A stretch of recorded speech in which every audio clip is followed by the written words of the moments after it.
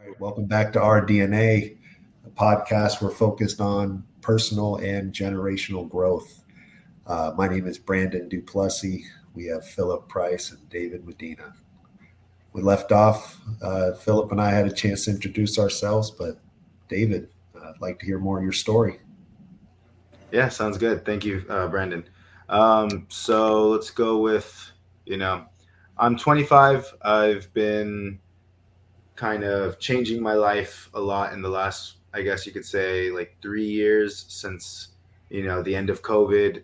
It was really when I really realized that I'm just doing a lot of young people stuff, like going out a lot before COVID and the pandemic, and partying and thinking that that was the only lifestyle. And I enjoyed it, yeah, but there's only so much you can do, and you realize eventually that it's like that's not something that's for the long run. That's not something you know you can even feel pride in. So eventually, I had to give up that life, and I finished college. I feel like I kind of just breezed through college though, because most of the time, like I said, I was enjoying myself in other ways. I was good. I was studious though. I would do my work always, but it wasn't something that was priority, other than doing well enough to get through it and being able to say, yeah, I got through college. But the only reason I was interested in college in the first place was because I studied writing in English, and my half my life I've always wanted to be a writer, like a published author. That was always my goal. I've always studied fiction and storytelling. I've read a lot of books, pertaining to that. I've read Stephen King. I've read Mary Shelley. Lots of authors that have been inspiring to today's modern fiction. Um, I went through the motions, and eventually, during the pandemic, is when I started kind of getting back into writing, because college was more like you just write because they tell you to in class. That's it. Right. Or you just do what you got to do to pass. Um, but after college is when the pandemic started happening, like right as my senior year started, and I had just turned 21, so that was supposed to be like the highlight of my life. But everybody had to change direction, and um, 21 in the I was pandemic. Yeah, in the pandemic. yeah, it was an interesting time. But yeah, I think it really turned around for me when I lost a family friend that was important to my life. And that's when I kind of realized, like, I'm kind of just wasting my life here if I'm over here thinking about the next time I'm going to have a drink, or the next time I'm going to go out with my friends. Like, Right. I felt like I needed a little bit more. I needed some kind of legacy, you know? Um, so I started thinking about business stuff, because I thought, I've always wanted to write, and I've always wanted to be a published author. But in today's world, you can't really do that and make enough money to survive. Um, at least unless you're a big name author. Like, I even looked it up, like net worths and stuff. Stephen King is one of the most paid authors. Obviously, everybody knows his name, but he only makes a few million a year. And, like, he's literally one of the most famous people ever. And if you think about actors or anybody in movie industry or any other industry, any top seller is, or top net worth person is going to be 10 times that, way more than Right. that. And 2 million nowadays is like middle class. And it's nothing wrong with that, but that's not what I'm shooting for in my life. I'm Right. shooting for something where I can take care of my family, where I can make sure that they don't have to deal with the same struggles I did growing up.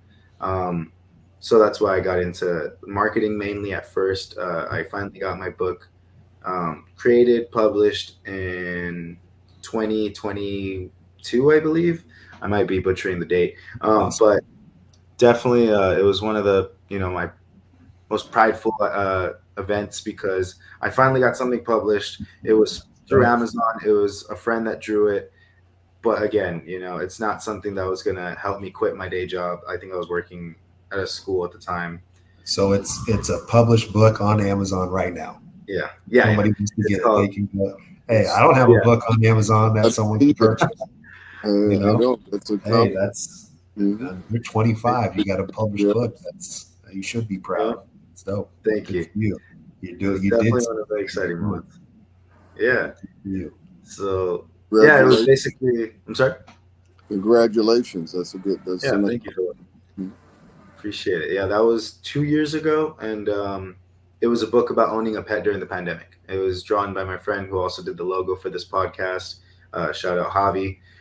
He and I worked on that book for a whole year, pretty much. Got it done, and I specifically learned in like marketing and sales to get that book. Our budget, we put in like $500 maybe, and I was able to sell it. I was able to get us gigs where we were selling it at bookstores and all this stuff. So I set that all up, and we made basically triple the profit within a summer's worth of time. And on top of that, that's when I really realized like these are things that I can do easily while still working my day job, while still doing something else. And Right. eventually, I did leave that school I talked about earlier, and found myself in kind of a rut. I was kind of trying to figure out life again. It was just another, full circle into like this state of like, what am I doing with my life? And I almost actually lost my grandpa. Right now, he's okay. He's gotten better. He's just bedridden. But there was some scary times for a little bit around that time. And I was also sent to the hospital a few times over some health problems. So it was just a lot of me thinking around that year. And that's when I realized like I need to do a little bit more. So I started my own business with another friend, Noah. He also is helping with this podcast by editing. So we started our own business. We started it. It's called The Creative Collective. It's officially an LLC.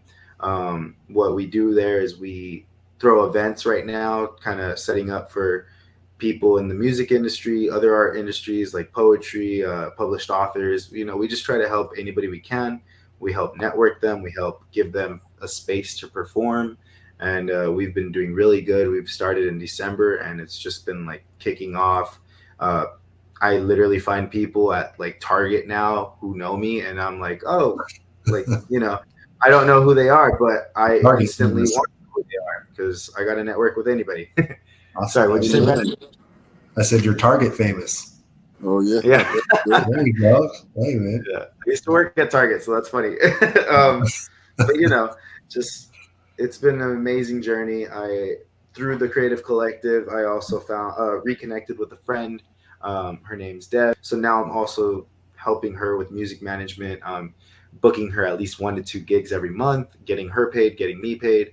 I'm just trying to help as many people as I can and kind of build this, generational wealth and this legacy of my own from the ground up, literally. And it's all started like within the last 2 years, and it's been nothing but blessings. That's awesome, man. That's awesome. I'm proud of you, man. Great job. That's why we're all here. That's what brings us all together. Where it starts at, though. One step. Mm-hmm. I was watching this show the other night, and it's a comedy, but this manager is a manager for a musician, and another person says, I want to be a manager. I'm going to be a manager. And he looks at her and he says, you are going to be a manager because you said it. And every great manager starts at that point when they say they want to. Right? That's what it is. And then acting on it. And just making moves towards it. That's how it starts for all of us. That's how it starts for me. Mm-hmm.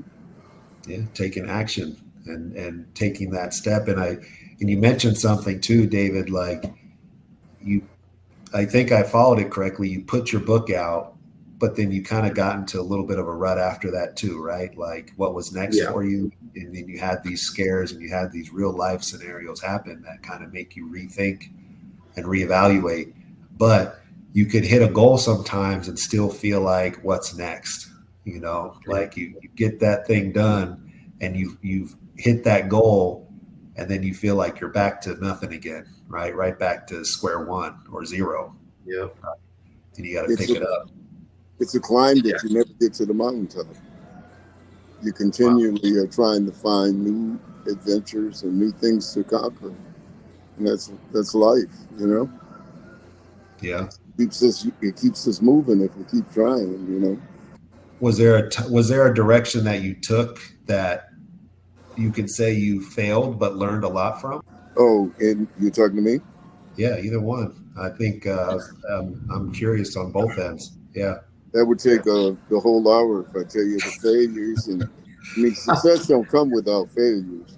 Right. You got to put your nose out there, and sometimes it takes a minute before you hit it. I was 37, 38 years old before I got to where I was hoping to be, and that was to own a car dealership. So prior to that, I was just in the sales portion of it. And when I turned 38, Ford Motor Company gave me an opportunity, and I took off from there. Mm-hmm.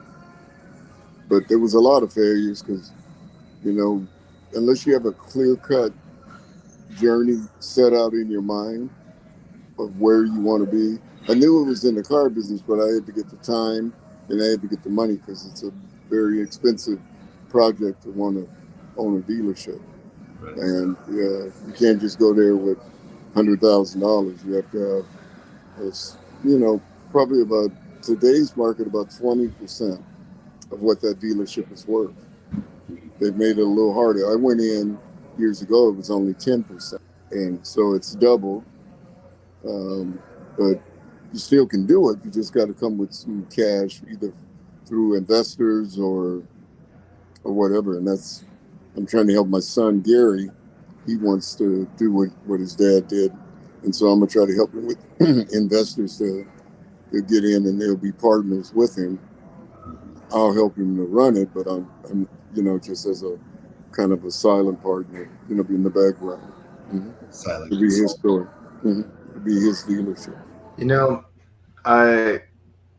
On the side, I do a bunch of events in general. So there's a lot. There's a lot that have been, years. But I think there's been more successes, thankfully. Like, for example, last year I set up a book signing for my, published book that I was telling you about. And the first two were successful. The first two that I had were very successful. I made a good amount of money. I had friends or family come and, buy a book, get it signed. I had one at a coffee shop that did really well. I had one at a bookstore down the street from my house. And they did really well. I was essentially thinking I'd get like 1 to 2 sales. Like I got like 10 each time. And that's a lot for a book, and I'd get strangers to buy too. All I had to do was, sales techniques like, hey, like just be friendly. And sometimes they'd be like, oh, I like you. Let me check out your book. It also helps that it's kind of funny. It looks like a kid's book, but it's not actually a kid's book. So some people are like, oh, I'll buy this for my kids. But I'd let them know. I'd be like, look, this is not a kid's book. It has alcohol references. If you want to, check it out. And they're like, oh, okay, well, maybe my bigger kid. But anyway, I remember the third book signing I set up was a complete disaster. We got there kind of late. It was like the setup nobody helped with. Like the bookstore we were at, they kind of just were like, go set up in that corner. Like they didn't help us at all. Yeah. Customer service. We were basically in a random corner right next to the front entrance. And we tried to say hi to everybody. We tried to do stuff, but they were just not interested. They just walked past me. And like I said, the people who owned the place or worked there didn't even try, getting people to get over there, while the other ones were very hospitable. They'd go and have people check us out, or at least kind of let them know that we're there. So I kind of just felt like a weird negative energy there. And I kind of just decided like maybe 30 minutes before we were supposed to leave to just leave because, we could have stuck around and try to make a sale or two. But honestly, at that point, like, I didn't feel comfortable. Back it up, and go and do it again another time. That's right. Exactly. Hey, you need to be able to do that, know when to walk away, right? When it is the right time and when it's not the right place or the right environment, right? How about you, Brandon? What has been the highlight of your career? The highlight of it, I think I still haven't hit my full highlight, my real highlight. Right now, I'm getting into it where I started my acquisition company so we can start buying storage units. And that's going to be, I've talked to you guys about that. That's my next big venture. So I have that going and we're in the process of looking at making some offers. But I definitely taken some L's along the way through my process of sales. I have a lot of sales background, over 20 years now. And I think one one of the biggest L's I took was probably when I worked for a toner company. I started working a second job, and I was doing mortgages, and we worked banker hours like 10 to 7. We kind of did sales from like 10 to 7, 11 to 7 or later. Back then, this was in 2006, and I had just had my first son. I needed some extra income. So I started working at this toner company at like 5 a.m. in the morning, from 5 to like 11. And then I'd go over and do mortgages. So I showed up, and it's just like this dungeon of a room. It's dark because, of course, it's 5 a.m. It's just one room, not even like an office. It's just like 4 walls and a bunch of boxes and 2 desks. And the guy gives me like this lead sheet. It's like, here, just call them. Ask them what kind of toner they use for their printers and try to get a deal. That was about it. That's all I had. So I showed up for about a week, maybe 2. I did it for about 2 weeks. And at one point, the guy even said like, oh, you're too good for this job, type of thing, which I don't think, if he wanted to keep me, that probably wasn't the best advice to give. But essentially, like, he didn't have a sales plan. He didn't have a script. He just knew people bought toner, and he had a bunch of it, and he was trying to offload it. So I sat there for like 2 weeks, getting nothing out of it, just working hard, losing sleep, and didn't really learn anything from the experience at all, other than knowing that I could put in the work I need to when I need to, right? So instead of putting that extra time towards this job, working those extra hours, I just started doubling down in the job I knew I could do, which was the mortgages, right? So that moment of feeling like I was trying to work harder to create something, so I took on this second job and put all this other stuff on my shoulders, I realized the opportunity was already where I was at. I just needed more hours there, right? And more time there.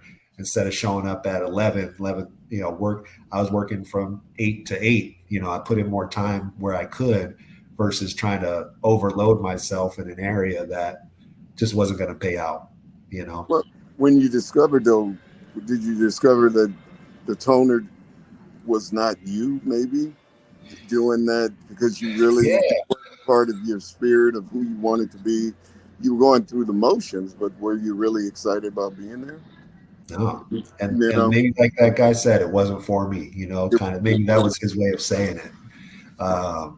I know I had the skill, I had the effort, but it wasn't in my soul. It wasn't something I really cared about or felt like I was really helping others, Now with what I do, I really believe I'm helping people, and I love what I do now, A mortgage is way different than toner. I mean, a mortgage, you're helping people buy a house that they can call a home. That's a big difference than toner. I mean, you don't even put a lot of thought into toner. At least I don't, David, you got some questions for us, and I'm excited for this portion, because I'm always open for a Q&A from people who are listening and watching and wanting, experience in their own personal growth. So this is my favorite part, to respond to these questions. So if you can, David, go for it. Give them a shout out. Gotcha. All right. So let's start with a friend of mine. Her name is Alicia Moda. She asks how to stay consistent. Wow. That's the biggest key to success. Consistency should be number one on your list, because if what you probably figured out when we were talking about the toner, if I'm more consistent with the mortgages, I'll get better results than splitting my time over here trying to sell toner. And so sometimes you just have to hunker down and stay focused. That's the key. And do the same things over and over again. That is why consistency is probably the most important word that I've discovered. Because in my younger days, I wasn't consistent. I loved the car business, but I wasn't fully invested. And then as I got older, I knew I had to give it everything I had. And the rewards come when you do that, and if you do it every day, over and over again. And that's the hardest part about being consistent, is how boring, in a sense, it is. Like, it's the same thing over and over again. But what what helps me be consistent is the fact that I know that's the key to the success, right? Like if you're not consistent, you may get a deal, something may happen, but it's not going to continue to happen, and you're not going to get as far as you can go if you're not consistent. So it's hard for people, especially in sales and in the industry I'm in, where you can try to be consistent, but if you don't have a good day that day, it pulls the steam out of you, and you get down. You're like, oh, I did what I was supposed to, but the results weren't there. And part of being consistent is not expecting the results right away, right? And having that delayed gratification, it compounds over time, right? It gets easier and it gets better. If you do everything, if you plan your day, you work your plan, that's when you start seeing the results. And I think that's where a lot of young people fail at. I've seen people that they have a good day and then they back off and they do something different the next day instead of the same thing. And they get bored with that consistency, but that's the key. Yeah, that'd be number one on my list. That if the more consistent you are in your work habits, what you want to accomplish, and you got to know what you're going after. I mean, some people just get up and react, but you have to set a plan in motion of what your dream is. What do you want to accomplish out of this? And then work towards that, but be consistent with your work habits. Very consistent. Yeah, because if you don't really have that purpose, it's almost like you said, David, right after you wrote your book, it's like, well, now what, right? Like what's next? What's my next purpose? It's hard to be consistent when you don't know what you're working towards, right? And when you have that goal in mind, you have that idea. It's like Philip said, it's the number one thing that will create your success is having that purpose and the consistency to show up and do it over and over again, no matter if it's good or bad. And when it's good, go ahead. The second thing, though, you have to have a plan. The plan has to be part of the consistency. I'm working towards to accomplish this, because they say a man without a plan only has a dream.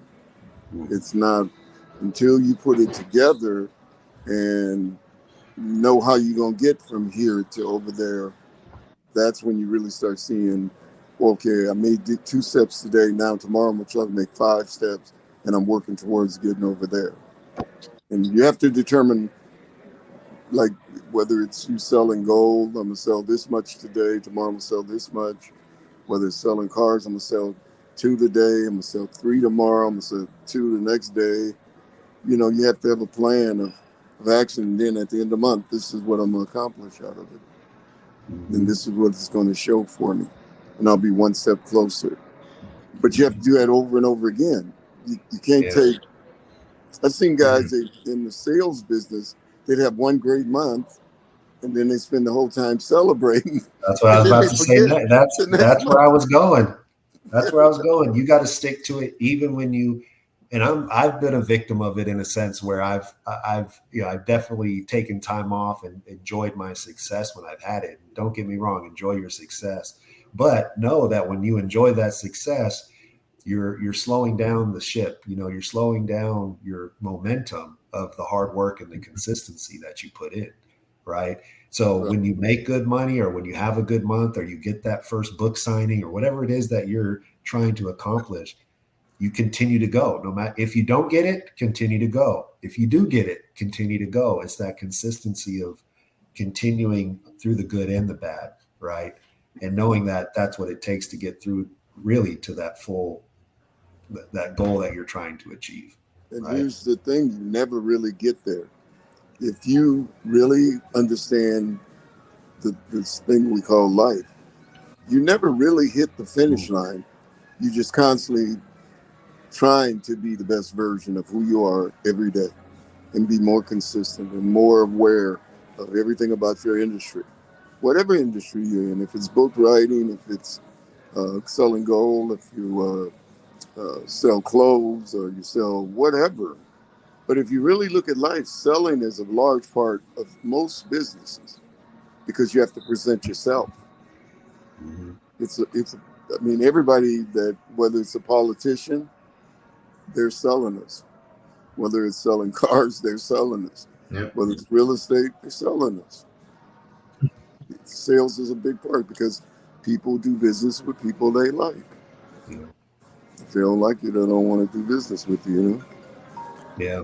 And as you were saying that, it made me think too, to be consistent, the people you choose to be around. And I think you mentioned this earlier, David, right? Like you kind of noticed what you were doing in the parties and this and that, and you decided to kind of step away from that so you can grow and you can start being more consistent towards a different goal, right? Because sometimes if the people who are with you aren't on the same path or the same goal minded, that could hold you back too. It could keep you from your consistency. That is That a huge party. part. Yep. Brandon, that's a huge part. Mm-hmm. What I would tell my kids, the people, whoever you choose to be with, birds of a feather flock together. If you're with people that like the party, but yet you're serious about your business, it's going to affect you. Mm-hmm. You have to find like-minded people that have the same aspirations as you so you can feed off each other. Picking your friends is a big part of choices that we make in life. Yeah, your community makes a difference. Well, sometimes you have to fire the people around you, whether they're related to you or just a friend, Mm-hmm. if they're holding you back from your dream. Yeah. That's It's not easy to do, but you have to do it if your success is really the most important thing to you, because you got to define how important is it to me. And my grandson is discovering that too. Number one thing with success you have to deal with is jealousy and envy if you're really successful. And you have to know if the people I'm around are really happy for me, because the people that hurt you the most is the people that are the closest to you. They get because they can hurt you. No one, if because someone doesn't know you, they don't. Yeah. they know you. They see you every day. They see your actions. They know what your weak spots are, and they'll hurt you. And you have to decide. And you got to listen more than you talk. All right. So the next question is from another friend of mine, Professor AD. That's what he goes by. He's a rapper. Was there anything holding you back? If so, how did you overcome that? Well, I grew up in the inner city, and I was blessed to marry a woman that had come from a family that had business throughout their existence. So I had to learn, just because I grew up with these people, they didn't understand what my goal was, and they didn't understand anything about business. But they were people I grew up with. And the hardest thing I ever had to do was divorce myself from people I had known since I was like 5 years old. And last time I saw them, I said, guys, I'm going in a different direction. And this probably be the last time you'll see me for a while. And they all laughed and said, well, you'll be here tomorrow. I said, no, I'm going down a different road, and it's going to take this change. And it was the best decision I ever made, because I didn't realize how bad they were holding me back until I divorced them. Because it was a distraction. They weren't doing the things I wanted to do. They were drinking, doing other things, and I wanted to get serious about this because I wanted that dream more than I wanted to have a drink or anything like that. And I think everybody gets that choice, but some people find it too hard.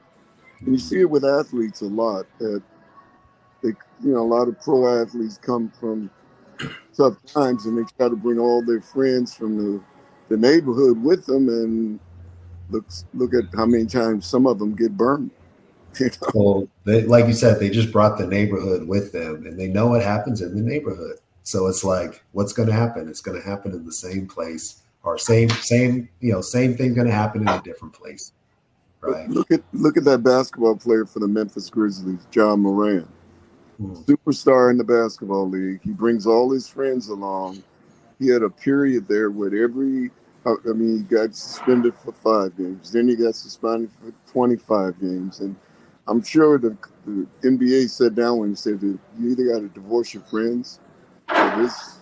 You ain't going to, because I've seen it in sports so many times where guys don't give up their friends and their friends get them doing stupid shit and they end up in bad situations. Yeah. And he so far it looks like he's really trying to clean up his act. But well, you don't learn that type of thing, right? Like me, I learned loyalty. So for me, it's like, yeah, you bring people with you. You don't forget your family, your friends, and you hear that idea, and it's like, okay, well, I'm a loyal person, but you don't, they didn't even help you get there, and you're still going to bring them with you.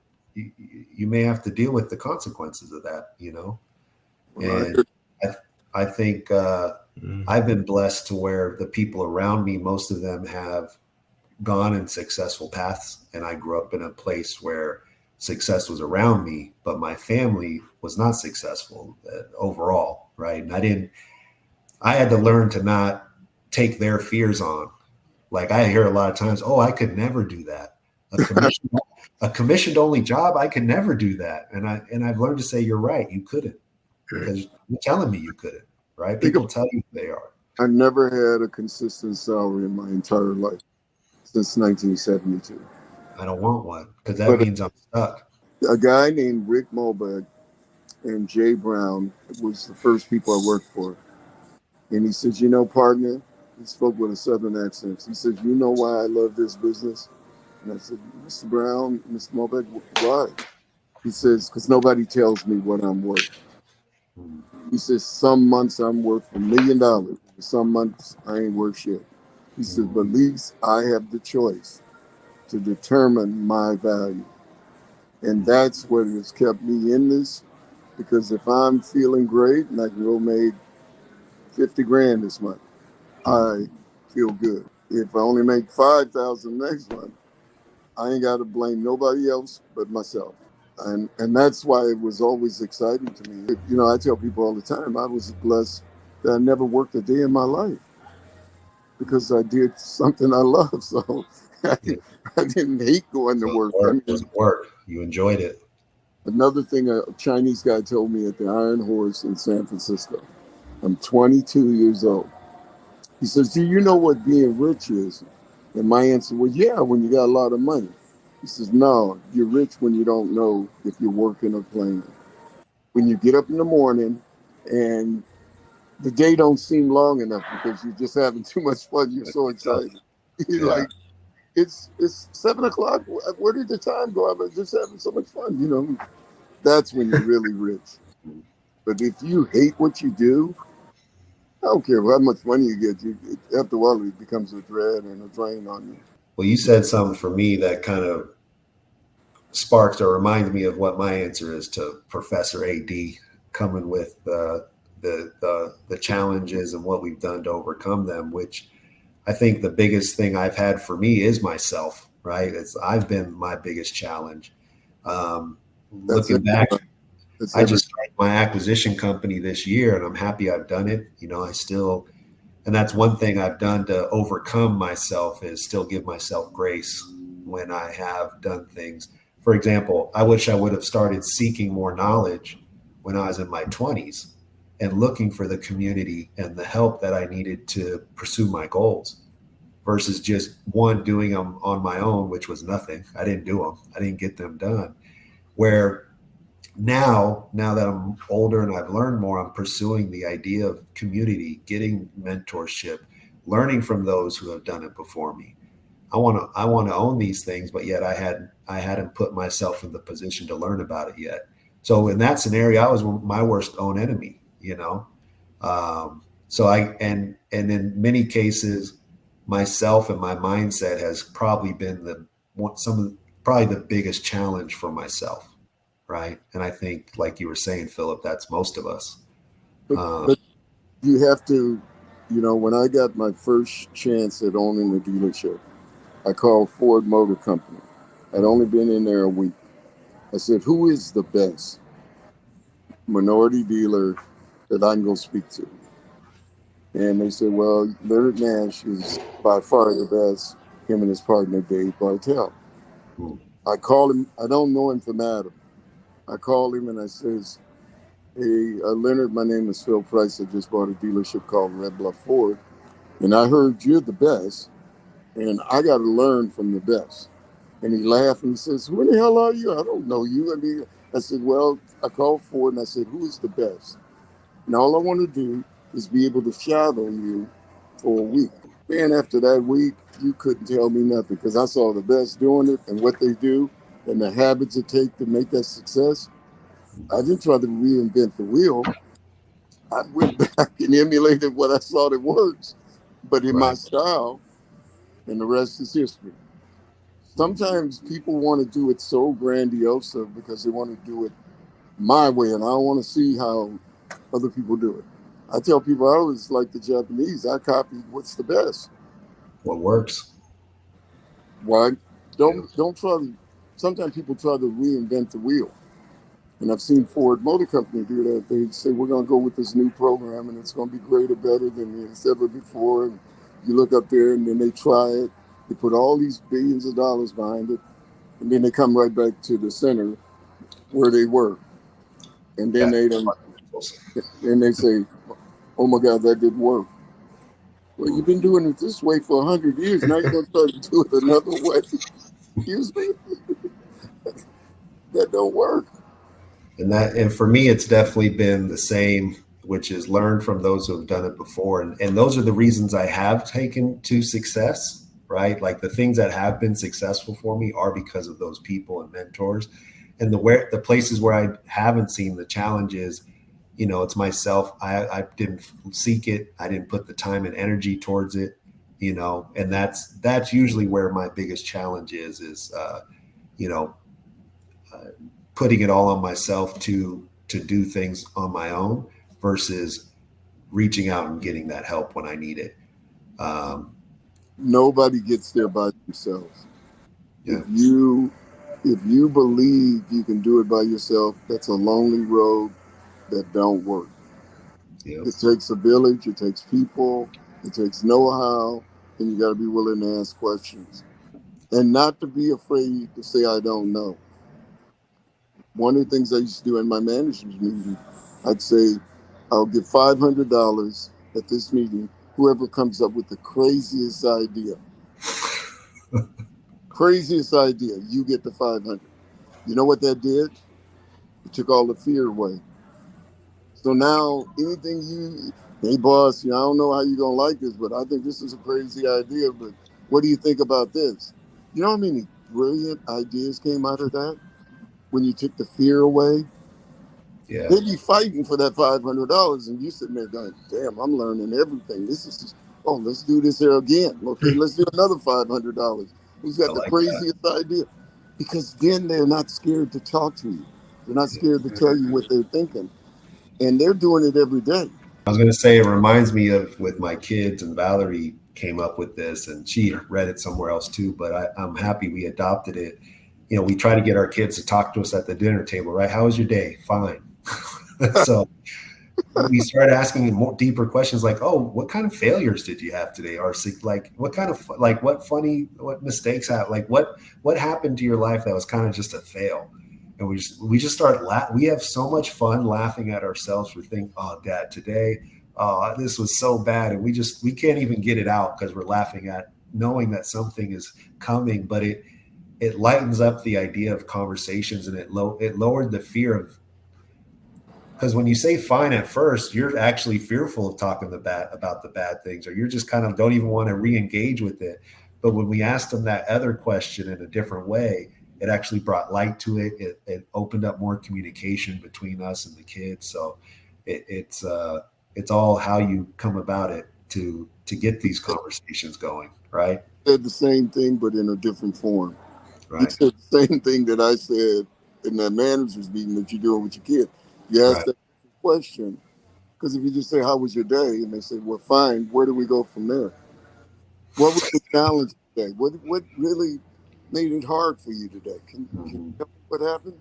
That'll open up a better dialogue than how was your day? And I don't have time to go too deep into it right this second on this episode, but who you pick as a spouse and who you have as a partner can either be part of the problem or part of the solution. She said, Phil, she was talking about my only wife. my wife Terry. She said you had a Rolls Royce, and you decided to go trade it in. You took it to the Toyota dealership. You bought a Corolla, and they didn't even give you the same value. So you got totally taken advantage. And what she was telling me is that I traded in this woman that was amazing and went with another woman because it looked a little bit more shiny, and it was the worst decision. I have to take that to my grave. That was the worst decision I ever made in life. And you're saying the same thing because your partner is everything. I like this saying. We ended with, I heard this the other day, David, and I told you I'm going to end with this. Have a good day and have an even better day tomorrow, right? Oh, I like that. There we go. So, all right, boys. Till next time. Thank you, There you guys. go. I like it. Enjoyed it. Great conversation. Bye, Thanks. guys.